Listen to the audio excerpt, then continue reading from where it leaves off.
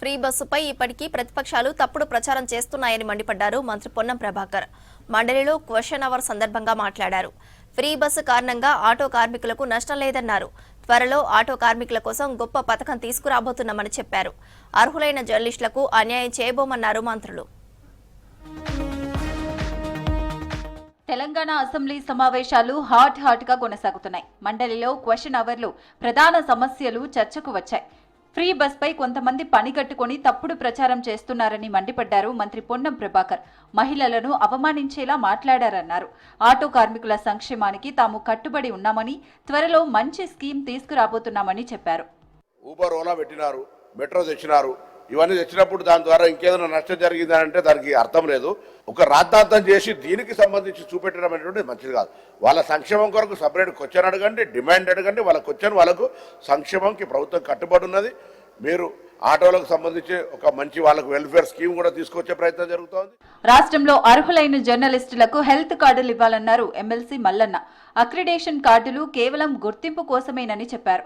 ప్రభుత్వం digital media policy తీసుకురావాలని మండలి సమావేశాల్లో ప్రభుత్వాన్ని కోరారు. దీనిపై స్పందించిన ఐఎన్పీఆర్ మినిస్టర్ పొంగులేటి శ్రీనివాస్ రెడ్డి, డెస్క్ జర్నలిస్టులను, రిపోర్టర్లను వేరు చేసే ఉద్దేశం ప్రభుత్వానికి లేదన్నారు. నిజమైన జర్నలిస్టులకు అక్రిడేషన్ కార్డులు ఇవ్వాలన్నదే ప్రభుత్వ లక్ష్యమన్నారు. త్వరలో డిజిటల్ మీడియా చట్టం తేబోతున్నామన్నారు.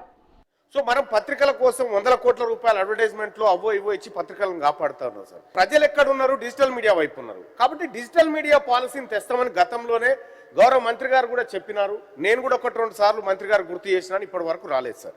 వివిధ సెక్టార్లో ఉన్న ఏ మీడియా మిత్రుడిని కూడా సపరేట్గా బైఫర్కేషన్ చేయాలన్నది లేదు అధ్యక్ష. ఏదైతే అక్రిడేషన్ కార్డులు ఇచ్చేది ఏదైతే ఉందో జెన్యూన్గా అందరికీ ఇవ్వాలన్నది గౌరవ పెద్దల సూచనలతో ఒక కమిటీని ఆల్రెడీ వేశాం. ఈ ప్రభుత్వం భేషజాలకపై వాళ్ళని ఇబ్బంది పెట్టేది ఉండదు అధ్యక్ష. తెలంగాణలో పారాక్వాట్ గడ్డి మందును నిషేధించాలని శాసన మండలిలో కోరారు ఎమ్మెల్సీ బల్మూరి వెంకట్. గడ్డి మందు ప్రజల ప్రాణాలు తీస్తోందని ఆవేదన వ్యక్తం చేశారు. రాష్ట్రంలో ఏటా 5,000 మంది గడ్డి మందుకు బలవుతున్నారన్నారు. విరుగుడు లేని మందుపై ప్రజల్లో అవగాహన కల్పించాలన్నారు బల్మూరి. మీ ద్వారా గౌరవ ప్రభుత్వానికి రిక్వెస్ట్ చేస్తున్నాను. ఈ పారాక్విట్ ని తెలంగాణ రాష్ట్రంలో బ్యాన్ చేస్తూ కేంద్రానికి కూడా పారాక్విట్ ని భారతదేశంలో బ్యాన్ చేయాలనే ఒక ప్రతిపాదన పంపాలని చెప్పి విజ్ఞప్తి చేస్తున్నాను. 10 ఏళ్లలో రాని ఎరువుల కొరత ఈ ప్రభుత్వంలోనే ఎందుకు వస్తుందని ప్రశ్నించారు బీఆర్ఎస్ ఎమ్మెల్సీ తక్కళ్లపల్లి రవీందర్ రావు. దీనిపై స్పందించిన మంత్రి తుమ్మల యూరియా కోసం కేంద్రానికి అనేక సార్లు లేఖ రాశామన్నారు. రైతులకు ఇబ్బంది ఉండొద్దనే యాప్ తెచ్చామన్నారు. యాప్ అనే సిస్టమ్ పెట్టి ఎంత నరకం అనుభవిస్తున్నారు రైతులు అనేది ప్రత్యక్షంగా చూసిన వారికి అర్థమైంది అధ్యక్ష. మరి వారి అధికారులు ఏ రకమైన సమాచారం ఇస్తున్నారో, మరి వారి పార్టీ క్యాడరు ఏ రకమైన సమాచారం ఇస్తున్నారో మనకు తెలియదు. కానీ మీరు కూడా వ్యవసాయంలో ఉన్నారు అధ్యక్ష. ఒక రోజంతా యాప్ ద్వారా ఎరువును బుక్ చేసుకోవడానికి స్లాట్ బుకింగ్ చాలా ఇబ్బంది అయింది అధ్యక్ష. మొన్న పత్తి అమ్మకాల్లో కూడా మనం కేంద్ర ప్రభుత్వం యాప్ అప్లై చేస్తే ఎక్కడా రద్దీ లేకుండా స్లాట్ బుక్ చేసుకున్నటువంటి చిన్న సన్నకారు గిరిజన రైతులు కూడా పత్తిని సానుకూలంగా అమ్ముకున్నటువంటి పరిస్థితిని పరిశీలించిన తర్వాత యూరియాలో కూడా క్యూ సిస్టమ్ అనేది ఉండకూడదు. ఎవరు ఇంటి దగ్గర నుంచే బుక్ చేసుకొని అదే టయానికి వెళ్ళి తెచ్చుకునేటటువంటి విధంగా రూపకల్పన చేశాం. కష్టకాలంలో కూడా చేసినటువంటి ప్రభుత్వం తెలంగాణ ప్రభుత్వం.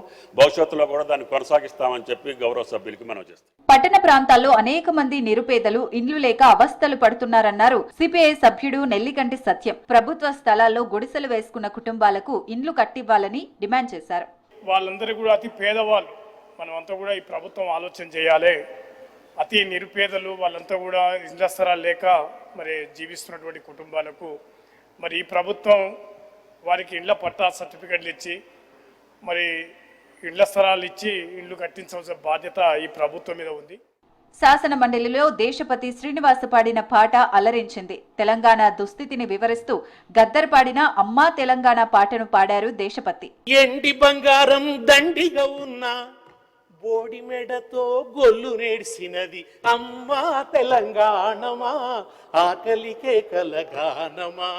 అమ్మా తెలంగాణమా, ఆకలికే కలగానమా.